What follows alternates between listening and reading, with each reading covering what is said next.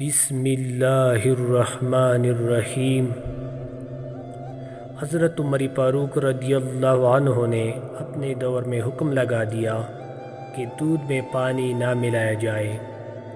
اس کے بعد ایک رات مدینے میں گشت کرتے ہوئے جا رہے تھے کہ ایک عورت کو سنا کہ وہ اپنی بیٹی سے کہہ رہی ہے کہ صبح ہونے جا رہی ہے، کیا تو دودھ میں پانی نہیں ملاتی؟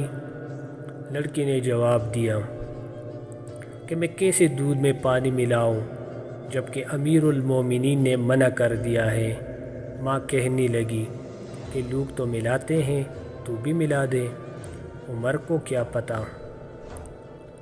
لڑکی نے کہا اگر عمر رضی اللہ نہیں جانتے تو کیا ہوا، عمر رضی اللہ کا خدا تو جانتا ہے، لہٰذا میں یہ کام نہیں کروں گی جبکہ عمر رضی اللہ نے منع کر دیا ہے۔ جب حضرت عمر فاروق رضی اللہ نے یہ بات سنی تو اس لڑکی کی عقل پر تعجب کرنے لگے اور صبح اپنے بیٹے عاصم کو بلا کر تحقیق کے لیے بھیجا کہ وہ کون لڑکی ہے۔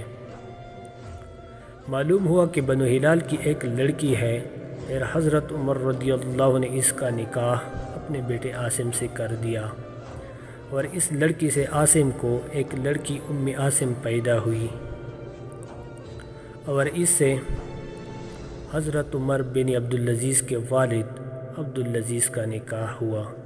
اس طرح یہ لڑکی عمر بن خطاب کی بہو اور حضرت عمر بن عبدالعزیز کی نانی ہوتی ہے۔